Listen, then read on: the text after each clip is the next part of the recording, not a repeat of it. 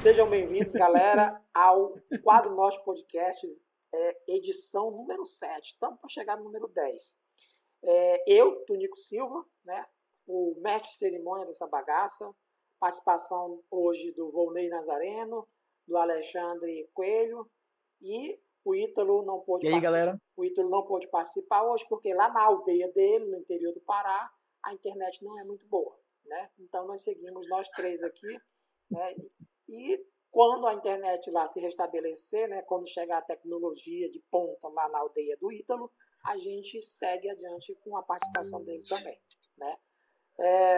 Se chegou em Coraci, né, Tonico? Se chegou em Coraci, então... Se Coraci já tem. Né? Vamos lá, então, gente. Porque não vai chegar lá na terra do Ítalo também. Né? Hoje eu fiz uma introdução aqui que é a iniciativa Quadro Norte, né? Eu criei esse nome, né? Vocês nunca viram essa ideia, né? Iniciativa Quadro Norte. Então eu coloquei assim, o Quadro Norte... Bem-vindos à iniciativa Quadro Norte. O Quadro Norte é a união de 4 amigos que têm em comum a paixão por histórias em quadrinhos. O nosso objetivo é incentivar, divulgar, apoiar e publicar quadrinhos da região norte, com foco principal em artistas do estado do Pará. Além também de produzirmos conteúdo sobre quadrinhos e cultura pop. Então isso aqui é o nosso... pode mudar esse texto ou não, foi um texto que eu quis começar a fazer, para as pessoas saberem o que a gente quer, qual é o nosso objetivo aqui. É texto editorial. Sabe? Mas é um resumo aqui, um objetivozinho aqui, sabe? O Pink e o Cérebro, né, eles queriam, né, dominar o mundo. Uhum. Né? Nós estamos mais humildes, a gente quer só fazer aqui o nosso... ser reconhecido e viver de quadrinho, né? Só isso que a gente quer, tá? Beleza? Tem um foco, né? Beleza, galera? E aí, não esquecendo de dizer, gente, que nós estamos no Spotify, né? Nós estamos no Google Podcast, nós estamos no Apple Podcast. Então, você aí que tem 11 mil reais, né, e tem um iPhone, você pode ouvir o Quadro Norte Podcast, né? Então, nós estamos em várias plataformas digitais e aqui no YouTube. Para você que está só ouvindo a gente e quer ver essas caras muito importante, porque coitados, eles estavam precisando. Né? Isso. Então, para vocês que estão só ouvindo a gente e querem ver nossas lindas caras, vocês podem ir no YouTube e só digitar Quadro Norte, que é um nome incomum pra caramba. Nosso concorrente é uma empresa que faz esquadria de ferro, então não tem nada a ver com a gente. Então, então vai lá no YouTube, só rapidinho, vai lá no YouTube, digita Quadro Norte, você vai ver essas lindas caras, né, aqui. Graças a Deus o Ítalo não está hoje, então são só pessoas bonitas que estão hoje aqui nessa 7ª edição do Quadro Norte Podcast. Fala, Alexandre, só para me dar continuidade. Isso. O Vonei é mais ou menos, né? Mas eu tentei enquadrar aí, eu tentei ver se eu cravava o nome Quadricast por aí nas minhas redes sociais, mas aí eu descobri que já tinha. Não sei se é famoso ou não. Na pesquisa eu descobri que já tinha um Quadricast. Já. Não, eu nem tentei.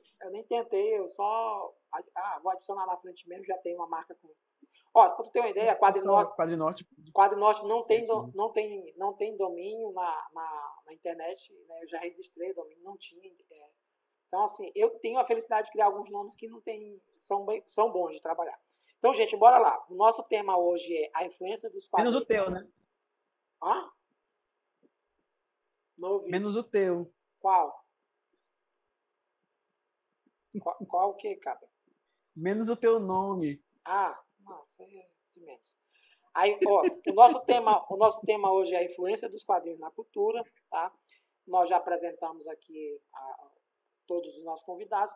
Então, a primeira pergunta que eu faço logo de primeira aqui para os nossos convidados aqui é: qual a primeira lembrança que você tem de ver quadrinhos fora de contexto das revistas em quadrinhos? Eu começo por mim para que vocês possam entender qual é a dessa pergunta.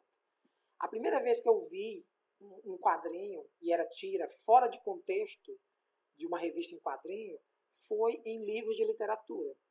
Ali pelo final do ensino fundamental para o ensino médio, eu tinha contato com meus irmãos que faziam ensino médio e eles tinham livro de literatura. E tinha muitas tiras do Garfield, tiras do Calvin, foi onde eu conheci o Calvin, tiras do Nick Náusea, tiras do Angeli, tiras da Turma da Mônica, né? Eles misturavam nacional com tiras consagradas de personagens. Então foi a primeira vez que eu vi assim e gerou curiosidade. Eu fiquei assim, pô, por que tem a ver? Até então, na minha cabeça, quadrinho era uma coisa, literatura era outra, né? E estava lá. E eram exemplos de que tinha a ver com literatura, né? Então, eu não lembro aqui nenhum exemplo, também faz tempo. Então, foi a primeira vez que eu vi fora de contexto, obviamente tudo preto e branco, né? Os livros didáticos, ainda hoje nem tanto, mas na época ali, finalzinho, início dos anos 90, eram basicamente preto e branco, capa colorida preto e branco. Então, eram tiras que saíam em jornais, que geralmente estava na fonte, embaixo da tira, estava lá Folha de São Paulo, Globo, Estadão, Jornal do Brasil, né? E isso mexeu comigo assim, o que o quadrinho está fazendo aqui? Então foi lá que eu comecei a ver, descobri Nick Náusea, descobri Angeli, descobri Laerte, Glauco e outros autores nacionais. Então, passo a bola aí, Ney, Alexandre aí, qual foi aí a primeira lembrança que vocês têm de quadrinhos assim, fora de contexto? Assim? Eu começo... Alexandre, vai lá. Tá bom. Eu acho que para mim foi tira de jornal mesmo. Tinha aquele suplemento, né, o Liberalzinho. Sim. Os domingos aqui, lá em Belém. Acho que Supla para tudo, né? Tinha o Liberalzinho. E aí sempre tinha aquele caderninho lá. Era só tirinha, praticamente, passatempo. Sim. Que tinha nele. Então tinha muita tirinha. Mas não foi nem ele o principal. Porque, se eu não me engano, dia de semana saía também tirinha no Caderno D. Extinto Caderno D, que tinha programação de cinema, né? Tinha alguma coisa de cultura na frente, na primeira página. Acho que depois virou Caderno 2, né? Depois, não sei porque eu não leio mais jornal. E tinha muita tirinha. Eu lembro que tinha a tirinha tinha a Turma da Mônica, tinha a Garfield, eu lembro que tinha Dick Tracy, que eu adorava. Sim, eu acho que tinha alguma coisa de literatura, tinha alguma coisa de... Tinha 20 mil léguas submarinas, se não me engano, mas não sei quem é que desenhava, quem fazia. Eu lembro que tinha Tarzan e Fantasma também, um tempo. Agora, eu não sei de onde que eles republicavam, entendeu? De qual era o outro jornal que eles republicavam. Não me ligava nesse detalhe nessa época. Mas uma tira que eu gostava muito era do Dick Tracy. Eu também. Curtia pra caramba. E eu demorei um pouco para sacar que ela era continuada, né? Que não era uma historinha fechada como Turma da Mônica. No começo eu não entendia direito, aí depois que eu fui perceber que não, peraí, vai continuar, continuou no outro dia. E aí, como meu avô ele era tipo assinante, né, lá na oficina dele, então eu sempre ia lá todo dia e pegar, até que chegou uma época que eu comecei a fazer recorte, comecei a recortar era tipo um pedacinho assim do jornal no canto, né, um quarto do jornal que tinha as tirinhas uma em cima da outra. Aí eu comecei a recortar para colecionar. Eu cheguei a fazer isso também. Vai, Ney. Cara, se a ideia é influência dos quadrinhos na cultura, aí tem essa parte aí de quadrinho fora do contexto, né? Eu diria que eu acho que foi na moda, sabe? Porque teve uma época aqui em Belém que as pessoas não tinham camisa de super-herói, sabe? Camisa do Capitão América, camisa do Hulk, não existia isso aqui. Era que nem camisa de rock, por exemplo, né? Tipo Red Hot Chili Peppers, AC/DC. Era só uma galerinha que tinha acesso a esse tipo de moda. Depois começou a chegar camisas de super-heróis para cá, tipo camisa do Capitão América, com personagens como o Wolverine e outro, e a coisa foi se expandindo. Né? Primeiro foi moda, depois começou a chegar no cinema. Eu lembro que eu era louco para ter uma camisa do Batman, que era preta, vendia muito em Belém, em alguns cantos, com aquele símbolo amarelo. E eu lembro de uma vez que eu fui no Cinema Palácio, que hoje em dia é uma igreja evangélica, para a estreia do filme do Batman, do Tim Burton. E entra um cara com uma das poucas camisas do Batman que tinha em Belém, com aquele símbolo amarelo. O cinema todo gritava, vaiava e fez a maior algazarra com o cara, porque ele estava com a blusa preta e aquele símbolo estampador, aquele amarelo assim. Símbolo amarelão. na estreia do filme do Batman. E não tinha essas blusas aqui. Então o cinema enlouqueceu de ver só esse cara com o símbolo do Batman ali. Foi uma loucura naquela coisa. É uma memória marcante aqui na camisa ver a estreia do Batman no Cinema Palácio e esse cara entrando com a camisa raríssima que tinha aqui no Batman. Hoje em dia você encontra em qualquer lugar, né? Mas naquele tempo era uma coisa muito rara. Sabe o que eu lembrei? Essas blusas. Fala. Falou isso aí, eu lembrei que para brincar de Superman quando eu era criança, eu pegava uma camisa minha, branca, e eu desenhava com caneta Bic o símbolo no peito, para poder brincar, porque eu não tinha, ou pelo menos a gente não tinha dinheiro para comprar, então eu fazia de caneta Bic, eu pintava tudinho para poder brincar. Quando começou a ter aquelas cuequinhas, né, de super-herói, já foi depois, assim. Tu era o termo usado no direito, tu era hipossuficiente, tu era pobre. E depois que eu entrei para a universidade, eu e o André Siderfal, a gente notou uma coisa. A quantidade de gente só um parênteses aí, que usa nos dias de hoje. Ney, só um parênteses aí. O André é o... André Siderfal, o desenhista. Ele é Bolsonaro, né? Sim. Então não fala o nome dele aqui, então, por favor. Ah, bom. Eu e um outro desenhista de Belém estávamos andando por lá. E uma coisa que a gente notou foi, né, que é uma moda entranhada assim, entre os jovens. Às vezes o cara não faz nem ideia de quem é o super-herói, mas porque ele assiste um filme ou porque ele vê alguma coisa, ele não tem conhecimento nenhum de quadrinho. Então aquela moda que era mais ligada à cultura nerd, à cultura dos geeks, ao dos amantes do quadrinho, se expandiu pra caramba. Homens, mulheres, enfim, não existe mais uma limitação para isso. Né? Agora tem tudo que é lugar, né? Ney, só fazer um adicional aí. Essa questão que tu falou da camisa, cara, no mesmo período não, né? O filme, que é o filme do Batman de Tim Burton, né? Estreou no cinema aí. E aqui no interior, nós não tínhamos cinema, obviamente. E aí vinha a questão do VHS e das fitas alternativas. Não existia o termo pirataria, existia fitas alternativas, que eram...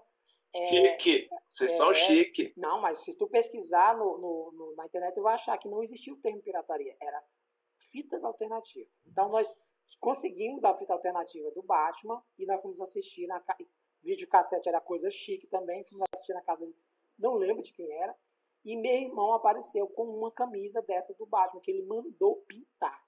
Então ele assistiu o filme junto com a gente com a camisa que ele tinha mandado. Aqui tinha serviço de serigrafia para cima e para baixo, que era um período que tinha muito forte a questão do garimpo aqui. Então existia muitos serviços de serigrafia que faziam camisas a quilos para garimpo. Então ele foi lá e mandou fazer. Então assim, tu teve aí um período mais glamouroso, né? A gente teve um período mais simplesinho aqui, tá? Não, quando eu lembrei agora disso também, quando começou a passar os episódios do Jaspion, né, na manchete, também começaram a anunciar naqueles jornalzinhos que vinha de loja, né, tinha as camisas e tal, e tudo mais, merchandising, né, aí também não tinha dinheiro, só que o meu tio, ele pintava camisa, aí eu levei o jornalzinho e falei, tio, pega esse desenho aqui do Jaspion e põe na minha camisa, aí ele fazia lá, e ficou. Aí tive uma camisa do Jaspion assim. Galera, só você finalizando, essa questão da moda, isso influenciou bastante o comportamento dos jovens daquela época para os dias de hoje. Sabe? Essa ampliação dos quadrinhos, chegando ao cinema, à literatura, também se deu bastante através da moda. Isso foi uma mudança de comportamento nas pessoas. Vai lá. Inclusive, essas grandes redes, futuramente, né? A questão de ter camisas de super-herói era uma coisa muito restrita à criança, né? Aí depois que foi para adolescente, para jovens, né? Beleza. Depois que foi ter, Galera, é o seguinte, na verdade a gente começou com atraso aqui no Brasil, né? Isso. A gente estava falando... A gente começou com atraso no Brasil porque lá fora é muito... Beleza, muito mais. Vamos seguir adiante. A gente estava falando sobre... A gente acabou falando sobre cinema e o próximo tema aqui tem a ver a influência dos quadrinhos no cinema, né? Nós já falamos algo parecido, né? No primeiro quadro do nosso podcast, a gente falou sobre filmes do cinema que tinha a ver com quadrinhos que mexeram com a gente, mas isso aqui é uma pergunta mais ampla, né? É aquela de lá para trás assim, que vocês lembram que teve uma relação. Eu lembro que quando eu era ali na minha pré-adolescência, eu assistia o Batman, do Adam West, na Globo, e eu não lia quadrinho do Batman ainda, né? Até mesmo porque meus irmãos gostavam de quadrinhos, mas eu lembro que em casa sempre tinha quadrinhos mais da Marvel do que da DC. Então, assim, eu lembro que eu não fazia muita relação do quadrinho com o cinema. Eu só vim começar... Claro que isso vai muito da cultura, do que você absorve, do que você lê. Eu só fui entender mais para frente, né, a questão da relação do cinema com o quadrinho. Foi ali já no filme do Superman, tá? E também porque eu lembro uma coisa que, cara, é muito nostálgica para mim. Nas revistas do Capitão América, se eu não me engano, ou era quase todas as edições, Hulk, Heróis da TV, vinha histórias em quadrinhos de Guerra nas Estrelas e do Indiana Jones. E aí era aquela inversão, era o filme virando quadrinho. E isso, cara, mexia comigo de uma forma assim. E aí eu comecei a pensar, pô, essa história virou quadrinho, né? Imagina esse quadrinho virando filme. Pô, cara, Então, isso mexeu muito. E eu lembro que, assim, hoje eu entendo que era uma estratégia de marketing filha da mãe, né? Era expandir o universo tanto do Indiana Jones como da Guerra nas Estrelas. Ou Guerra nas Estrelas. Era Guerra nas Estrelas, não era Star Wars na época, não era chamado Star Wars. Era Guerra nas Estrelas. Então era expandir e aí eu tentava ficar ligando, né? Mas isso aqui não tinha ligação direta, né? Era um universo expandido. Tinha naves, tinha personagens que você encontrava, Chewbacca, Luke, mas não era histórias. Eu acho que essas histórias nunca nem teve alguma reação, canônica, relação com o cinema. Mas enfim, Indiana Jones e Guerra nas Estrelas, cara, isso foi muito interessante. E assim, aí depois, obviamente, com o passar do tempo ali, eu fui entendendo, né, a relação. Aí, logicamente, que o Superman foi para o cinema e eu sabia que existia uma distinção, né, do cinema para o quadrinho. Né? Eu não sabia dizer o que era, eu sabia que era diferente. Era o quadrinho, era uma coisa, o cinema era outra. Né? Eu até achava que o Christopher Reeve não era tão forte e musculoso como nos quadrinhos. Né? E aí, só que eu sabia que existia uma diferença, mas não sabia. Era uma adaptação, não sabia direito. Já no Batman, já mudou um pouco. No Batman já foi uma coisa mais fiel. O Tim Burton pegou o símbolo do Batman, né, que era aquele Batman mais pop, né, e tacou no estilo meio dark, meio aquele estilo dele meio gótico, né? Gótico do Tim Burton, e fez uma coisa com uma referência muito do quadrinho. Acho que foi o primeiro filme que eu me lembro assim, de herói que tinha uma referência muito grande com os quadrinhos, né? A questão do Batman atirar os bumerangues dele, os apetrechos dele, né? E aí, claro que tem aquela questão do uniforme ser uma armadura, né? Para poder ele se defender de outras coisas e tal. Então, isso eu já entendia melhor isso. Mas aí eu lembro que o Batman deu aquele pulo, aí eu lembro que a sequência... Isso não é eu não tô indo aqui de um sentido, como é que se diz assim, cronológico certo, mas eu lembro que o próximo filme que me pegou de jeito assim foi Homem-Aranha, cara. Homem-Aranha eu assisti no cinema, já em Santarém, fui passar Dos anos 70? Não, o Homem-Aranha do Tobey Maguire, do Sam Raimi lá. Eu fui assistir no cinema de Santarém, aqui não tinha também, e eu fui passar umas férias, sei lá, em Santarém e assisti. Cara, aquele filme lá, eu curtia pra caramba Homem-Aranha, e, cara, pra mim, foi o filme que eu vi a primeira vez que eu disse assim, cara, tá igual o quadrinho. é o quadrinho isso aí, sabe? E estourou. Então, assim, dali pra frente a gente sabe que foi um caminho, né, sem volta, né? Então, começou o cinema olhar com diferencial para os quadrinhos, principalmente de herói. E aí a gente sabe que teve inspirações tanto do cinema, não só de heróis, mas em outros tipos de quadrinhos, que viraram série, que viraram animações, que viraram o que a gente sabe que é hoje, né? Mas, assim, eu acredito que a influência dos quadrinhos no cinema... tem até um cara que falou isso recentemente, não sei quem foi aqui, me foge aqui a mente agora, que ele disse que foi o Tom Hanks. O Tom Hanks falou que quem salvou o cinema é os quadrinhos de super-herói. Ele disse que tem salvado o cinema é os quadrinhos de super-herói. E eu concordo com ele, que eu acho que se o cinema existe hoje, do jeito ainda entretenimento de massa que a gente vai assistir na tela grande, os filmes baseados em quadrinhos de herói têm uma colocação aqui primordial nessa linha. Falei demais, passo a bola para vocês aí. Podem desistir, né? Segue aí, quem quiser Cara, falar mais aí. Eu vou pegar logo a tua linha, já que tu falou, tá? Eu, com 10 anos, engraçado, né? O nosso estado ele tinha muito cinema. A nossa cidade em Belém, eu fui fazer um trabalho algum tempo atrás, tiveram mais de 30 cinemas aqui em Belém, por aí, sabe? Eu estou jogando assim por alto, mas foram muitos cinemas que tiveram. Aqui em Coraci, por exemplo, a gente teve 2 cinemas, se eu não me engano, que era o Cine Ipiranga e tinha um segundo cinema que eu não consigo lembrar o nome, tá? E aí, com 10 anos, eu ia muito no cinema para assistir filmes do Tarzan, tá? Tarzan, Trapalhões, é o que eu assisti aqui. Mas eu dei a sorte, Tonico, de assistir o Homem-Aranha dos anos 70, que é esse que o Alexandre falou, no cinema. Que era o longa-metragem. Era o mesmo que passava na TV? É o mesmo, só que o longa-metragem. Teve um longa-metragem dele. Que a teia era branca e era uma corda. Isso, era cordinha e tal.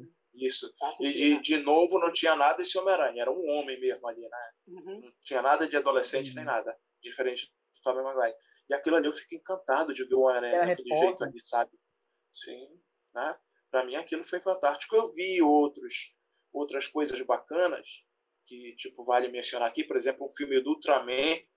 Era o Ultraman, mais um outro cara da família Ultra contra... Se eu não me engano, era Godzilla e algum outro bicho qualquer, eu não me lembro. Sabe? Que pegaram e passaram lá e eu também achei bem interessante isso. Mas é a lembrança mais antiga que eu tenho. Fora isso aí, ainda dentro da questão de relação de filmes de super-heróis, é claro que a gente tem o incomparável filme da Sessão da Tarde que passou, do Capitão América motoqueiro, aquele que tinha aquele capacete, né? Sim. Ele saía de dentro do carro montando assim, ele jogava aquilo, era muito tosco. Sabe? Tinha escudo transparente e tal. Porra, eu adorava. Mas quem tinha idade era fantástico. Né? Muito. E tem as coisas que a gente não tinha noção, né, cara?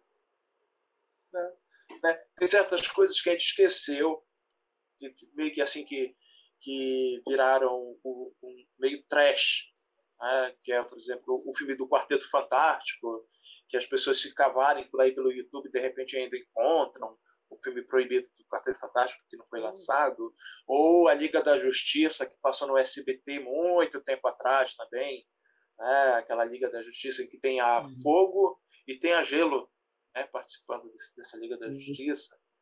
Mas aí o que me lembra mesmo assim de cabeça é o Homem-Aranha que eu assisti no cinema. Né? E claro, é o Batman do Tim Burton, que eu devia estar lá com meus 16, 17 anos, talvez, que eu assisti. E aquilo foi marcante pra caramba pra mim. Tá? Vai aí, Tonico. Vai, Alexandre. Cara, porque a minha relação do quadrinho com o cinema, ela vem começar de relacionar com o quadrinho, né? Como fonte, como base, vem depois. Porque, por exemplo, quando eu assisti, por exemplo, Superman na televisão, eu não tinha, até aquele momento eu não tinha aquela relação de que a fonte era o quadrinho, entendeu? Que era uma adaptação.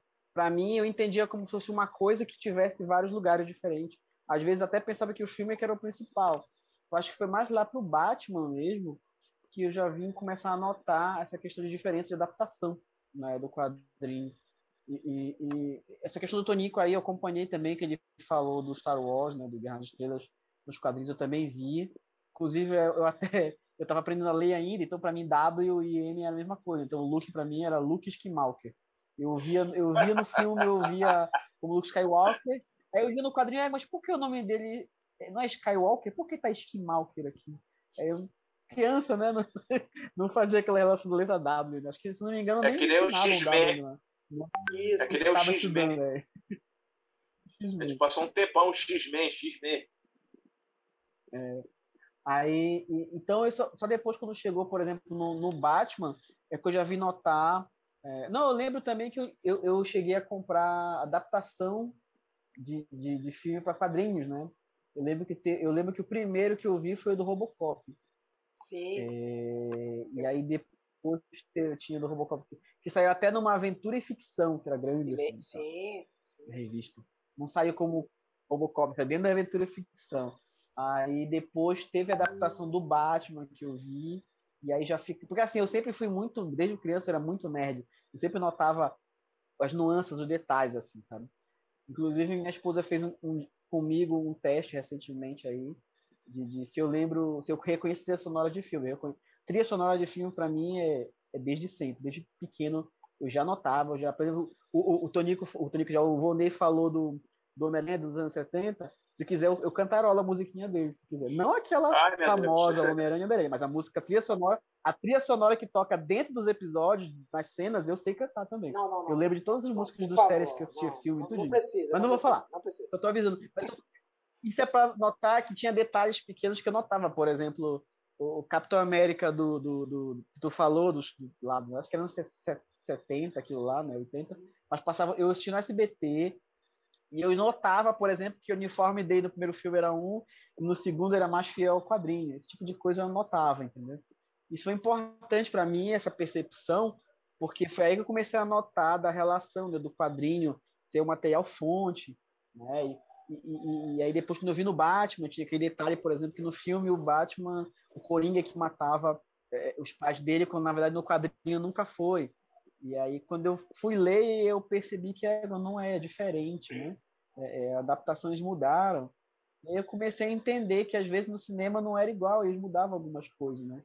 Então, essa minha relação do material fonte, do quadrinho, com relação à adaptação, só veio mudar aí no Batman mesmo. Antes eu imaginava que tipo, era uma coisa só que ia para... Não tinha um verdadeiro, sabe? Não tinha uma fonte, né? E muitas vezes eu pensava que o principal era o filme mesmo. Então foi aí que entrou essa relação para mim. Como o Tonico falou, eu não achava... Hoje em dia, se tu estudar, tu vai ver que eles consideravam o HQ do Guerra das Estrelas lá canônica, mas porque era o universo expandido e tal. Eles consideravam parcialmente, né? Não citavam.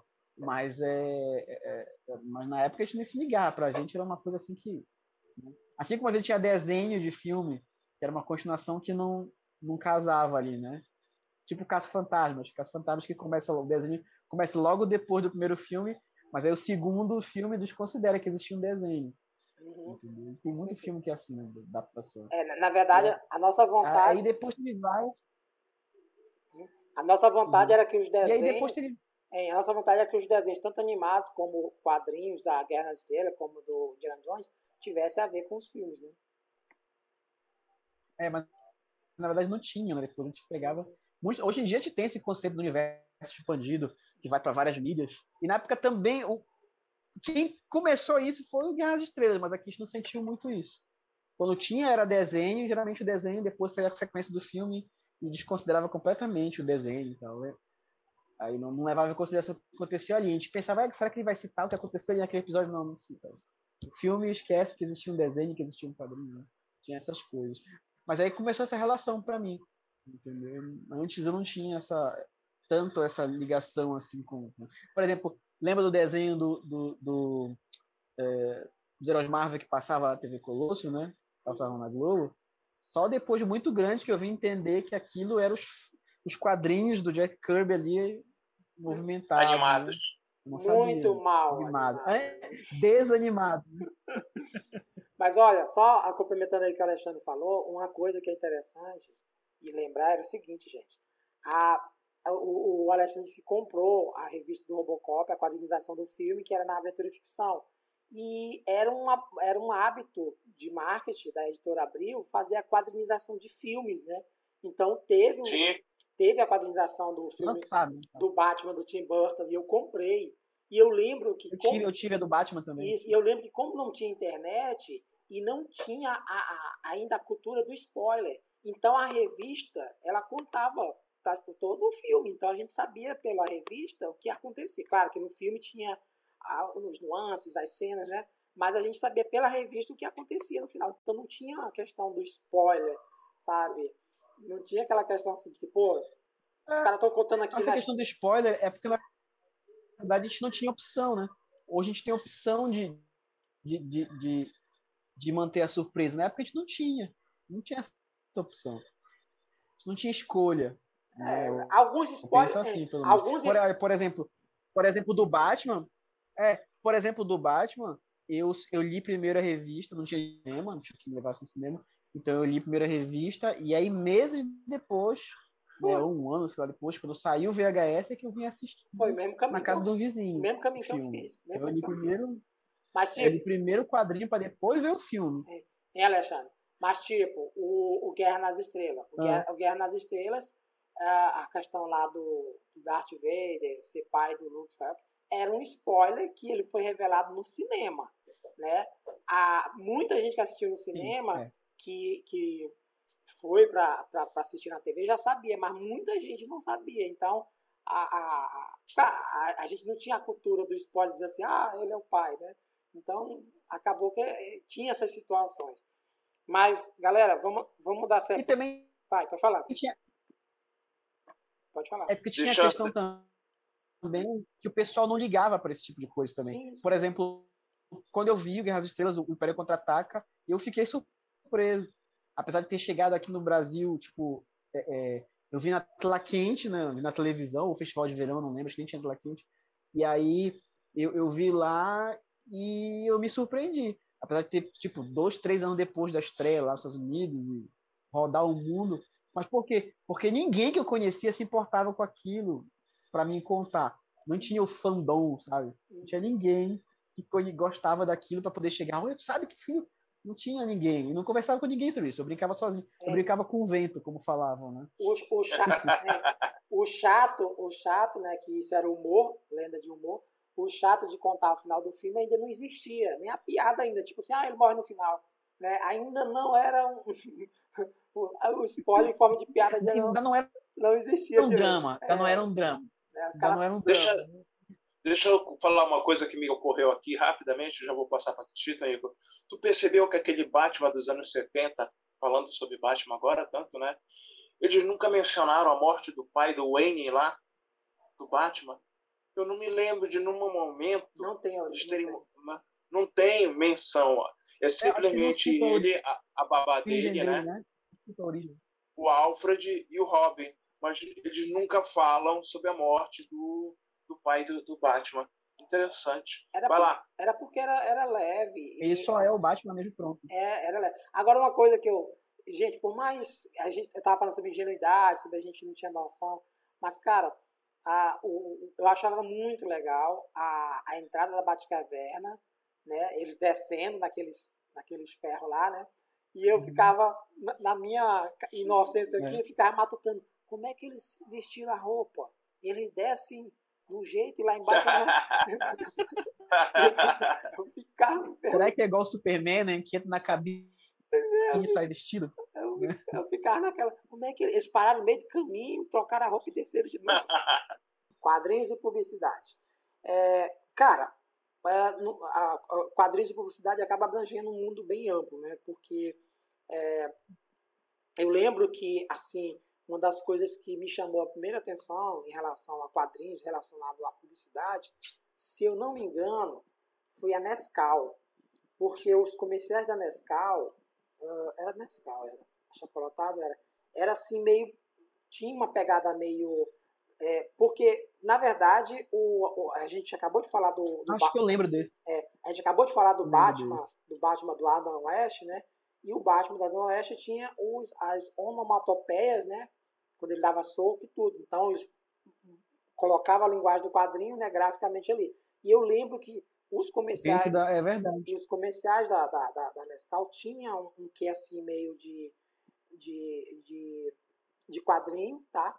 Então eu lembro que foi uma das primeiras coisas. Mas eu lembro de uma coisa mais antiga ainda, que eu nem sei se pode se dizer que tem a ver com publicidade. Eu acho que tem a ver mais com, sei lá, storytelling, sei lá, outra mídia. Que eram as telenovelas. Eu ainda cheguei a pegar revistas de novelas que tinham telenovelas.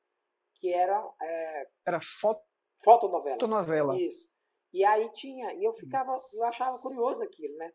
Então, era uma publicidade de histórias. Eles pegavam a revista, falava de novelas, de atores e coisa e tal, e dentro tinha a fotonovela. Então, tinha isso, né? E aí também, eu lembro que uma das coisas também que começou também me chamou muita atenção eram propagandas que tinham quadrinhos que falavam de algum produto.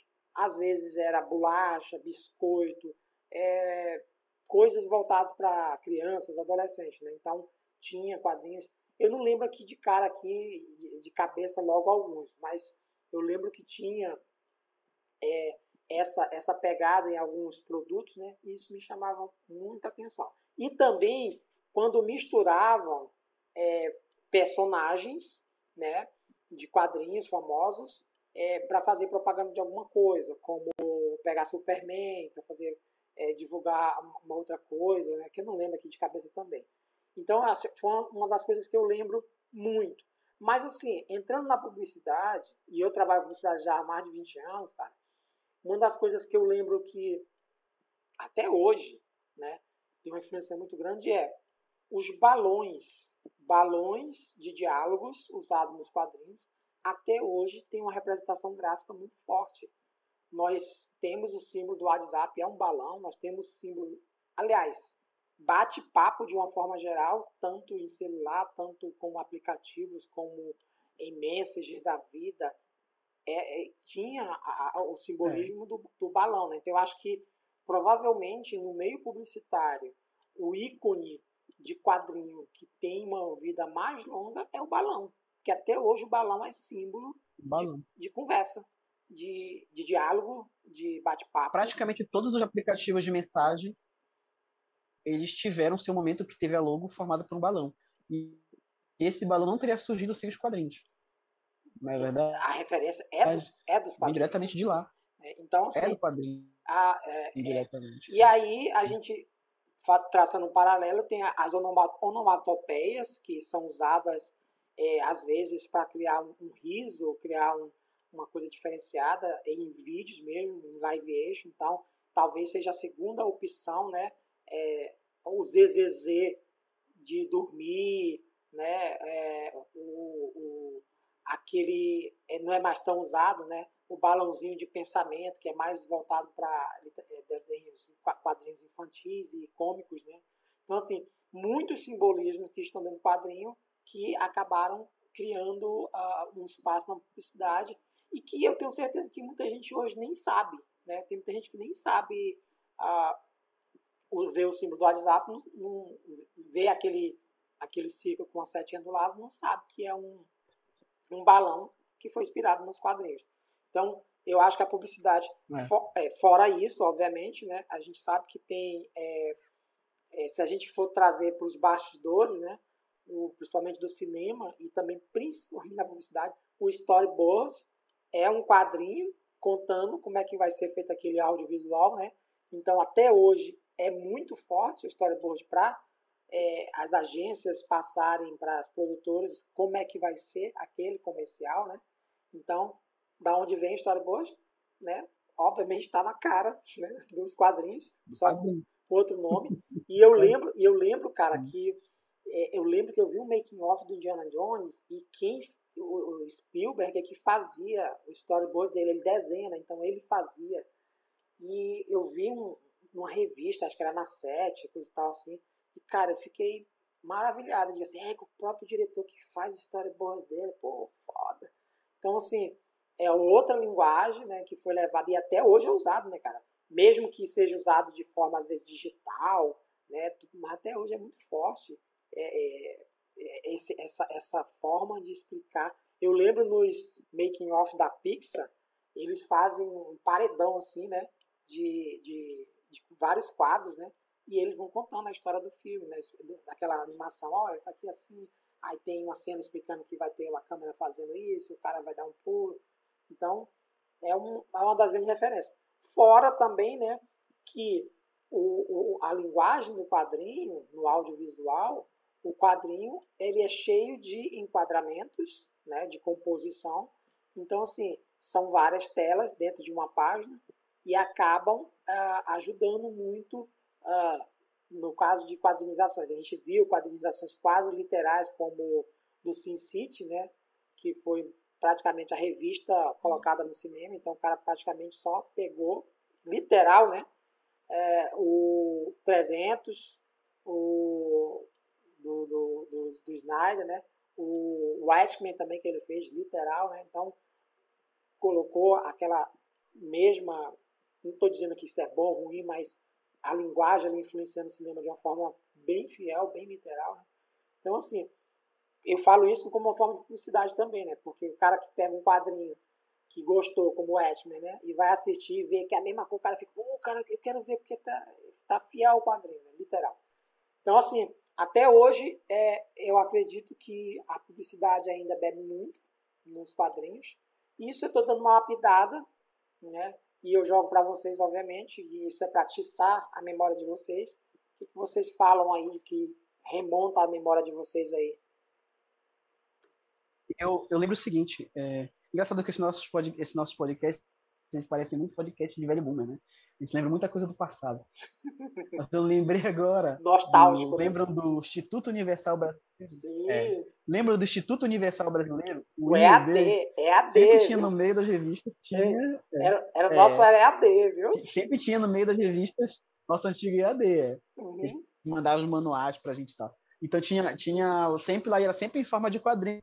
Não sei, era um desenhista que depois ficou famoso no Brasil, ou que fez também fanzinho, quadrinho muito. Não sei se era o Watson Portela, não lembro. Depois eu descobri, né? Mas tinha sempre aquele gibi lá, aquela historinha, né? Contando que, você não consegue fazer isso? Então, dizia, sempre tinha um cara que resolvia fazendo um serviço lá pro outro. Lá, né? Aí perguntava, onde é que você aprendeu? Eu aprendi no Instituto Universal Brasileiro. Eu fiz o curso e tal, à distância. Tinha isso também. Tudo que era gibi tinha Instituto Universal Brasileiro. Era praticamente o patrocinador de todos os gibis, né? Agora, e aí também, como tu falasse, tinha de produtos, né? Eu lembro que tinha algumas revistas que tinham, a última capa tinha um gibizinho de uma página ali contando, no final compra o Nescau. Às vezes criavam um personagem para uma marca de biscoito, e aí você tinha lá aquela aventurazinha para terminando o cara vendendo o produto, né? Eu lembro que tinha alguns nas revistas do He-Man, do Super-Herói mesmo tinha. Eu não lembro quais eram os produtos, mas tinha, assim. Tinha sempre que tinha de outras marcas de chocolate, tinha da Pepsi também que eles faziam. Aí eles faziam bem isso. Eles usavam muito. Agora a questão de usar linguagem, como tu falou, acho que tu abrangeu bastante coisa. E eu digo que isso vem desde a pop art, né? Desde a pop art que vem isso. Quando o Andy Warhol começou a usar as artes gráficas, e depois o Roy Lichtenstein começou a usar a própria linguagem do quadrinho da retícula, né? Da impressão. Mais na frente, Alexandre? Mais na frente a gente vai entrar em artes plásticas aí. Segura essa daí. Pois é. Porque eu acho que tu abrangeu bastante já, entendeu disso. Mas, por exemplo, questão de produto, por exemplo, olha um exemplo que eu tenho aqui, é uma embalagem que eu guardo tinta e ela é cheia, né, das coisas de quadrinho aqui, a linguagem na estampa, tem a onomatopeia e tudo mais. Então ele está sempre presente. E eu digo que, por exemplo, o próprio storyboard, né? Ele tá para o cinema como o desenho está para o design de produto. Né? Não tem nenhum produto que a cadeira que tu está sentando, o celular que tu está assistindo, o tênis que tu usa, tudo isso foi fruto de um desenho. Né? Teve um desenhista por trás que fez ali o desenho para depois virar o produto. Todos. E no caso do cinema, do audiovisual em geral, o storyboard tá para ele como o desenho tá para o design de produto. Entendeu? Não tem como, você não faz filme comercial, nada, nenhum audiovisual você faz hoje em dia praticamente sem storyboard. Né? Eu conheço YouTubers que até para gravar, às vezes alguns vídeos mais roteirizados, eles fazem o storyboardzinho do momento que eles vão mostrar tal produto e tal, o gesto que eles vão fazer. Então tá aí direto pra gente, né? Nessa questão. O quadrinho está muito presente em tudo. É aquela história que a gente vai ver depois, mas sobre a importância da arte na vida da gente, né? Porque está em tudo que é lugar, não tem como viver sem. E o quadrinho como linguagem artística não é diferente. Beleza. Alguém está imprimindo aí alguma coisa? É tu, Alexandre? Tá um sonzinho de impressora, eu acho. É meu ventilador, quer que eu desligue? Se puder, aí. Tá fazendo um barulho aí desgraçado. Tá. Eu desligo. É só fazer a minha cara vai ficar um pouco cara de pupunha. Não, mas mas tá terminando já. Fazer um adicional aqui. Um adicional quando tu falou depois tu passa um filtro. Quando tu falou o Instituto Universal Brasileiro, no início, as histórias em quadrinhos eram fotonovelas, depois que virou desenho. Mas deixa eu contar um adicional. Deixa eu contar um adicional para vocês que não dá para fugir disso. No Instituto Universal Brasileiro, meu irmão chegou a fazer o curso de desenho artístico publicitário, tinha as revistinhas aqui, eu aprendi algumas coisinhas, beleza. Mas aí eu sempre quis fazer o Instituto Universal Brasileiro, assim, era aquela coisa de, pô, um dia aí eu sempre ficava vendo os cursos. Aí tinha um curso de rádio, eletricista de rádio e tal, que vinha um rádio para montar, né? E aí eu fiquei curioso. Aí tinha o de TV e tinha o de videocassete. O videocassete já era bem mais lá. Aí eu fiquei pensando, cara, se eu fizesse de videocassete, será que vinha um videocassete para me montar? O de TV, será que vinha uma TV para me montar? Não vinha, cara, porque o rádio era uma coisa simples, né? E eu ficava nessa matutando. Só que eu lia lá, procurava. Será que vem? Não vem, cara. Sabe? Puta merda. Não tem manutenção. Né? Mas sim. Eu sabia que eu só cheguei a ver uma vez. Eu só cheguei a ver uma vez um manual desse do Universal Brasileiro na casa de um amigo. Estava estudando para a universidade ainda. Aí na casa de um amigo eu tinha um lá jogado, assim, acho que era do pai dele, assim, até de eletrônica. Olha. Mas fora isso, eu nunca cheguei a ver um manual, kit, nem nada, assim. Olha. Brasileiro. O meu pai. Não conheci ninguém que tenha feito. O meu pai era garimpeiro, ele chegou a comprar o curso de secretariado, uma coisa assim. E ele tinha vontade, meu pai não tinha vontade de ser garimpeiro, ele queria trabalhar em cidade, coisa e tal. E nas coisas dele, eu lembro que a gente chegou a ver um curso, era secretariado, não era secretário, alguma coisa assim. O meu irmão chegou a fazer, comprar o de desenho artístico publicitário, e mais na frente ele comprou um de fotografia e um de serigrafia, que eu não lembro se era do Instituto ou se era de um concorrente, porque tinha concorrente, o Instituto tinha concorrente também. E ele fez o de fotografia, ele chegou a montar estúdio em casa, e o de serigrafia, eles ensinavam tanto a fazer o filme caseiro, para você fazer a tela, como mais na frente a emoção para você fazer a revelação. Então, eu lembro cursos, e eu aprendi também junto com meu irmão. Ney, vai aí, Ney, tua vez aí. Cara, eu não lembro assim, de imediato, de qualquer coisa associada, pelo menos na infância, na adolescência, à história em quadrinho. Mas a história em quadrinho, para mim, associada à publicidade, foi muito importante. Depois do primeiro quadrinho que a gente lançou, meio que assim, portas se abriram para a gente dentro das agências de publicidade em Belém. Sabe, a gente chegava lá, apresentava o que a gente sabia fazer e de imediato as pessoas queriam trabalhar com a gente. Elas queriam associar alguma ideia do cliente deles a um quadrinho produzido por nós. O único problema é que ainda nos dias de hoje as pessoas tendem a confundir o que é quadrinho, o que é caricatura, o que é ilustração. Elas não sabem direito o que é que elas querem. Pô, Tonico, eu quero te convidar para fazer um quadrinho para mim, quero te contratar. Tu chega lá, não é um quadrinho, é uma caricatura, ou é uma ilustração, sabe, é um retrato. Para elas, tudo é quadrinho. Então, falta esse entendimento das pessoas a respeito disso. Mas a agência de publicidade, em geral, nos pagava muito bem pelos quadrinhos que a gente fazia.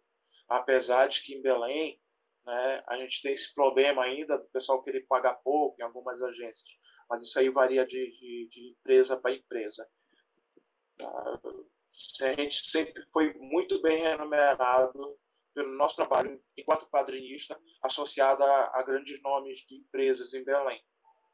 É isso que eu tenho mais em mente no momento.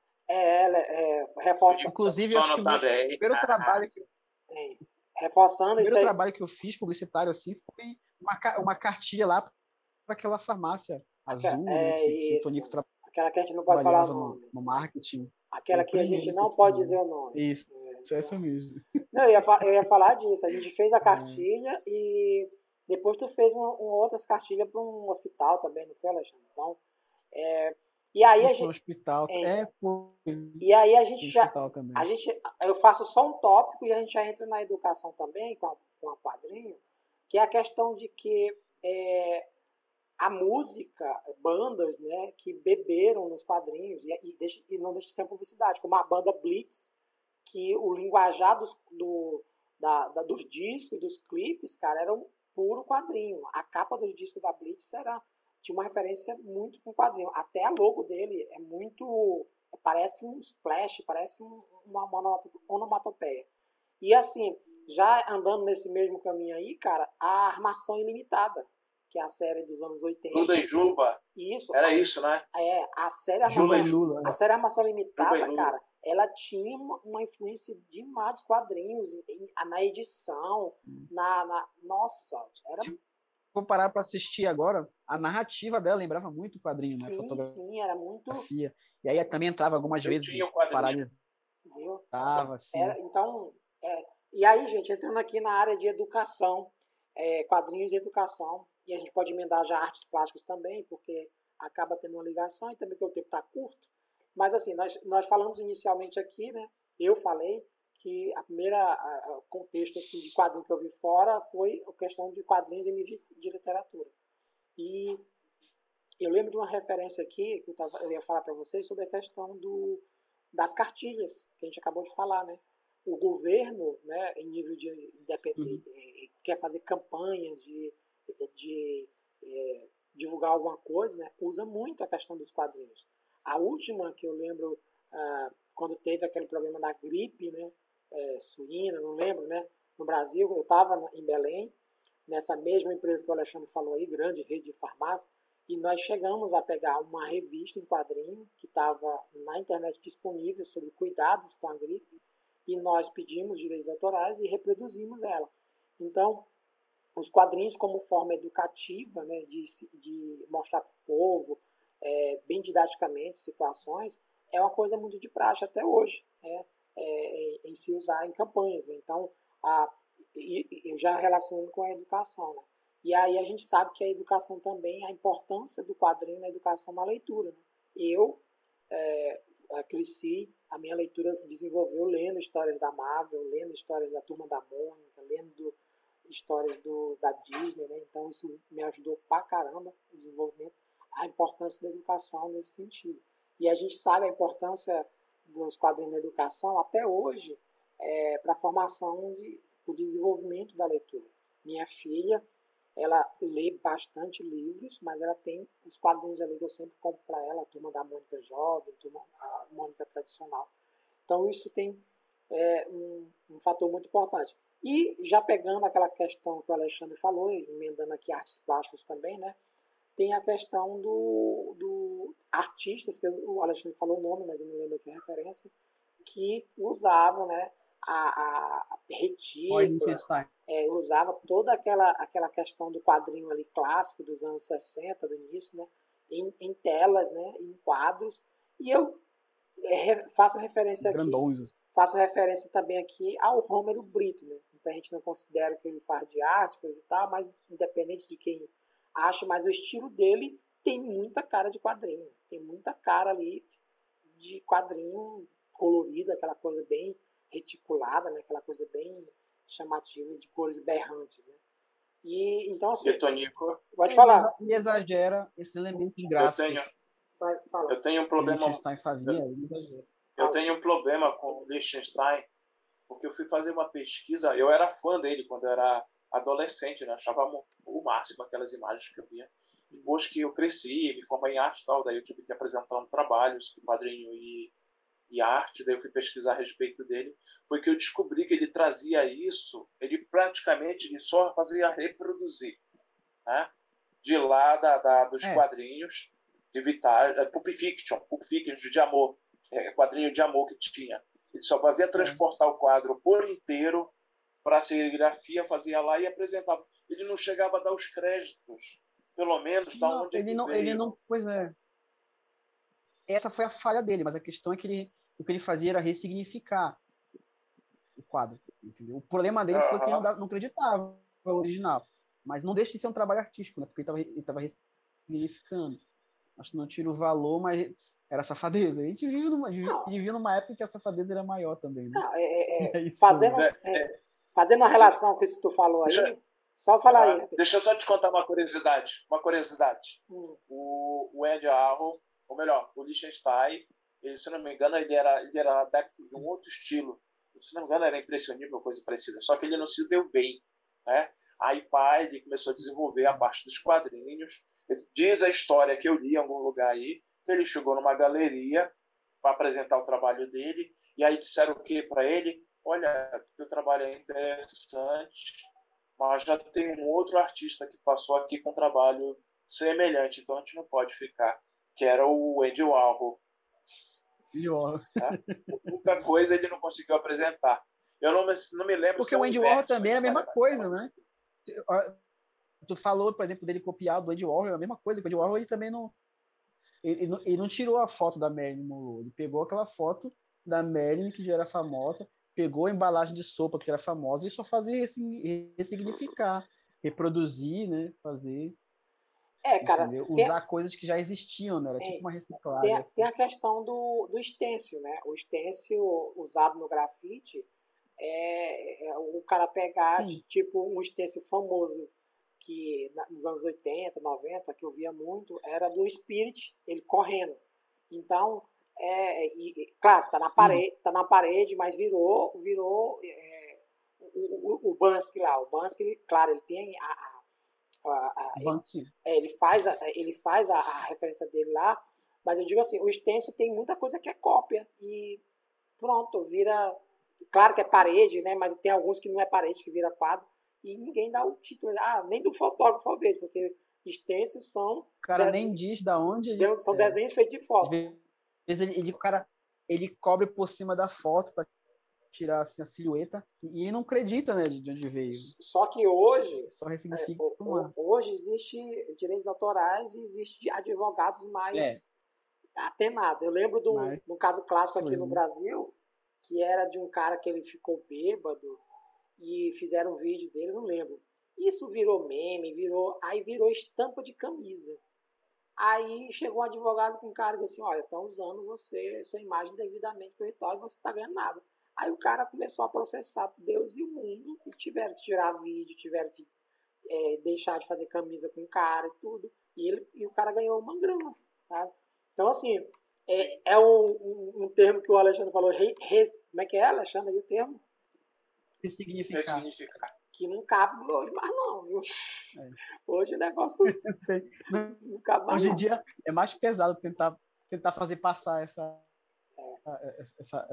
lorota aí. Eu faço uma relação essa lorota aí. Essa lorota aí. Eu faço uma relação do quadrinho com a educação, porque o meu trabalho de conclusão de curso ele foi sobre cartilhas, né? Sobre quadrinhos educativos. Eu faço essa relação, eu chamo assim. Eu digo que são quadrinhos instrucionais ou quadrinhos educativos. Né? Porque, na verdade, para mim, eu faço a relação do uso da arte sequencial para você instruir ou ensinar alguma coisa, passar um conhecimento, Sim, sim. entendeu? Além, né, do roteiro em si. E eu faço essa relação. E aí eu vou buscar desde lá da época medieval, né, do uso das luminuras, que são os desenhos que ilustravam livros e bíblias, né? A gente passa pelo próprio vitral, que os próprios vitrais de igreja que já são considerados hoje em dia como exemplos de arte sequencial, entendeu? E o que estão ensinando? Estão ensinar ali a vida de Cristo, né? Vou falar de religião, e enquanto que as luminuras não eram feitas só com cunho religioso, tinha muitas luminuras que eram feitas nos livros como se fossem manuais para ensinar valores, né? Costumes, tinha até luminuras em livros que ensinavam marcenaria, por exemplo. Então, isso já remete desde lá né, o uso da imagem primeiro, e aí depois de um certo período vai se começar a usar a sequência de imagem, que é o que tem mais a ver com o quadrinho é sequência, né? E aí se traz essa relação. Então, quando tu vê, por exemplo, uma cartilha como, por exemplo, o Cezinho, né, que é um bem famoso, essas muitas cartilhas que a gente faz para publicidade, entendeu? Geralmente, ou elas querem divulgar um produto, mas quando não querem, algumas, principalmente aquelas que você vai fazer para governo, para ONG, elas têm mais esse peso de educacional, né? Que ele usa a ludicidade que já existe no quadrinho, entendeu? Para passar de uma maneira mais agradável a informação para uma criança, para um adulto. Todos nós acho que já fizemos um trabalho assim, desse jeito.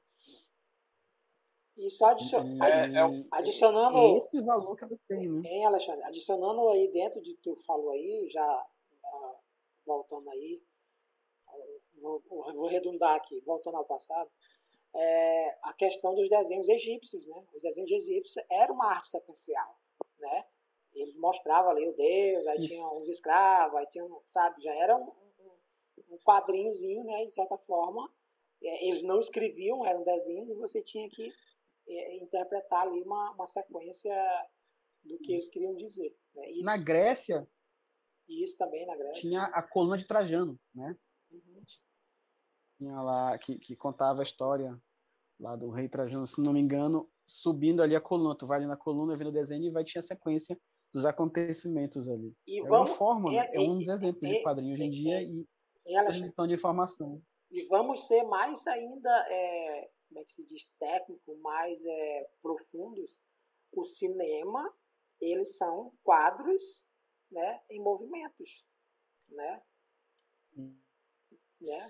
Que não deixam de ser um quadrinho, né? Basicamente é como se o cinema, se a máquina pegasse a fotonovela e folheasse lá rapidão pra ti. Isso, né? Então, basicamente isso. 24 quadros fazem um segundo, então. Sim. Vai lá, Ney. Eu acho que quando uma empresa ela não consegue ter uma visão sobre o que ela cria, é triste, viu? Por exemplo, eu tenho um conhecido aqui de Belém que está trabalhando numa empresa de refrigerante. Não é o caso dele, do que eu vou falar, que a empresa aproveita ele bem, mas paga mal para ele. Ele criou personagens, sabe, mascotes. Ele cria animações, ele cria pequenos quadrinhos para sair. Sabe aquela marca de refrigerante que sai em copinho? Eu não posso dizer o nome dela aqui. Sei, no momento. Eu tomava muito. Sim. Tomava muito. Pois é. Ele trabalha com uma empresa dessa. Na época da universidade também. E aproveitam ele muito bem lá. Ele criou mascote, ele cria pequenas animações, quadrinhos, tudo. Né? Mas é uma empresa que está sabendo aproveitar ele, apesar de pagar mal, né? Pelo tempo. Não está sabendo remunerar bem, né? Isso. Porque eu já me disse, ele trabalha pra porra lá e não ganha muito bem, não. De acordo com o que ele realmente deveria ganhar.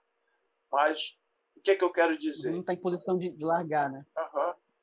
Olha, quadrinho é uma das culturas mais populares que existe no mundo. É o que o Alexandre falou agora há pouco, que ele é voltado assim para uma leitura mais fácil, mais didática, mais simplória, para estar se comunicando com as pessoas. Eu lembro de um quadrinho que eu fiz para Infraero, que era Perigo Aviário. Tu já ouviu falar de Perigo Aviário? Eu vi esse. Eu vi o quadrinho. Eu não sabia. Eu não sabia o que era Perigo Aviário, né? E a cartilha acabou fazendo, sabe o quê? Me ensinou sobre perigo aviário, porque eu tive que pesquisar, que é quando um avião está descendo e se tiver pássaros naquela área, pode acontecer uma catástrofe, né? Que o pássaro bate na vidraça do avião e o avião pode explodir, cair, enfim. Então, descartar lixo próximo a aeroportos é ruim, é perigoso. E aí precisava de uma cartilha para isso, para educar. Aí bate naquilo que o Alexandre falou e que o Tonico também falou, que na Idade Média, para ensinar esses valores religiosos, para ensinar sobre a fé, céu e inferno, usavam imagens. O que é o quadrinho nos dias de hoje? Se não isso também, para passar informação.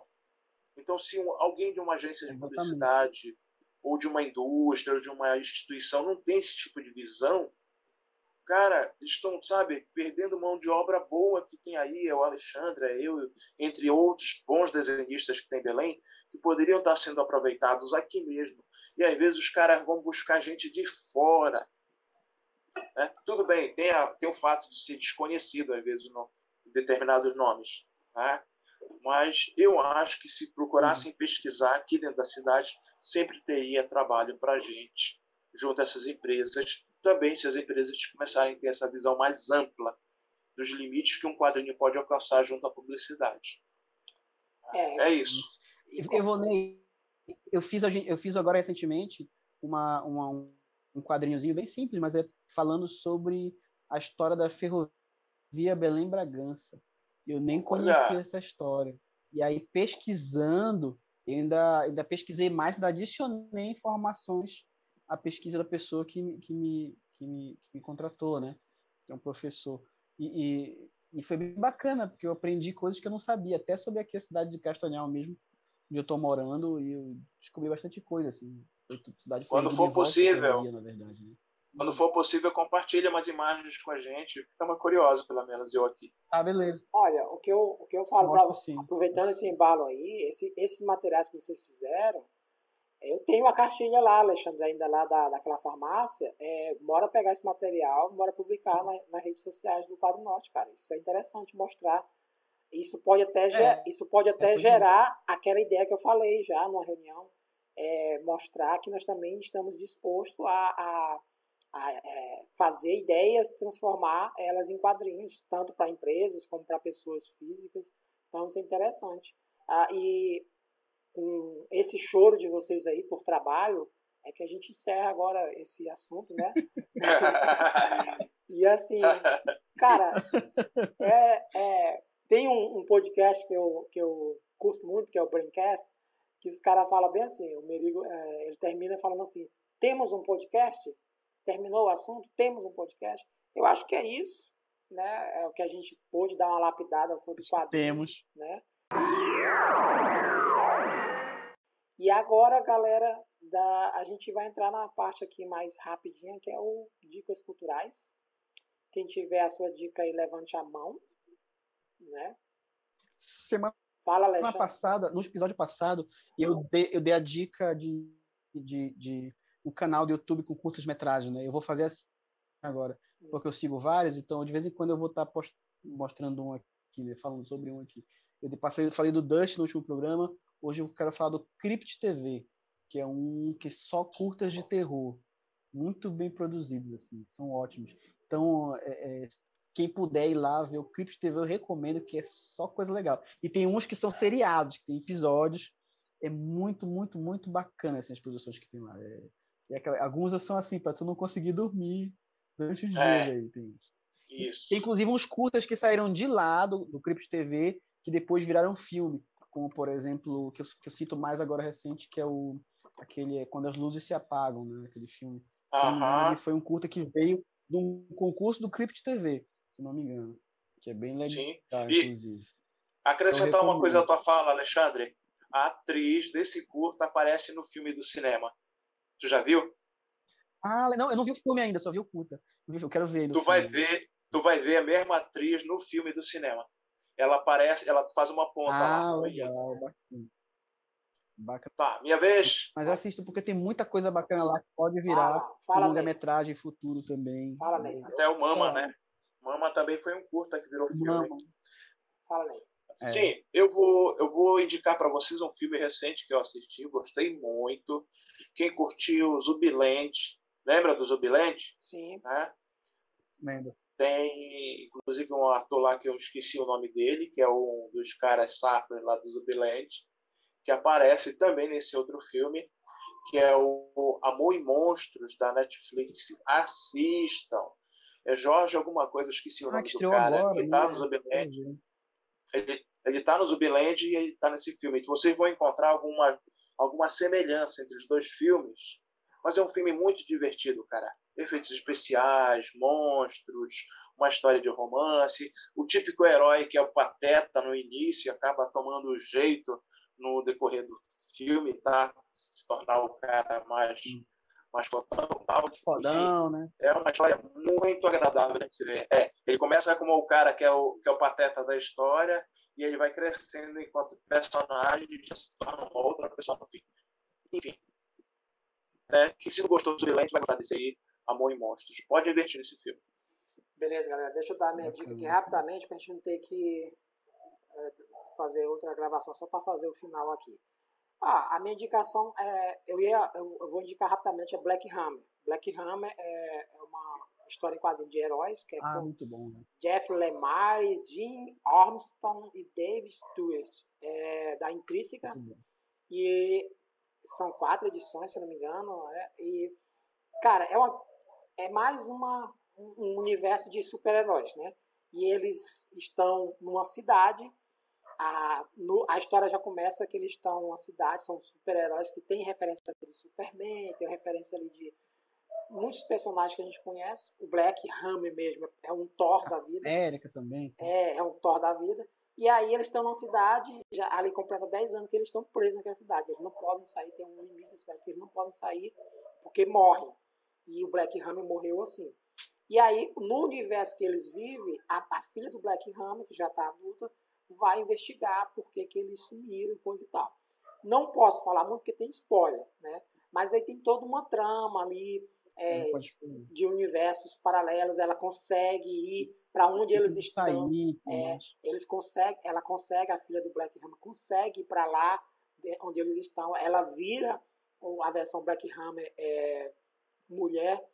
E aí tem todo lá um desenrolar, drama. Já vai dando spoiler já, né?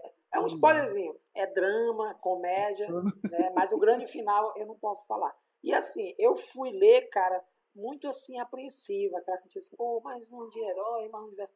Mas você vai vendo umas sequências. Tá, não, beleza, tá. Aí, só que aí chega no momento que você vê, ele mudou. Tu vê algumas coisas que são sequenciais de quadrinho, mas aí tu vê que não é diferente. Essa é minha dica. Tem eu acho que foi. Pois eu vou deixar esse comentário para uma próxima edição. Um minuto. Você queria dizer que foi um dos melhores quadrinhos que eu li no passado. Beleza, galera. Então, próximo podcast aí, tá? Valeu. E um abraço.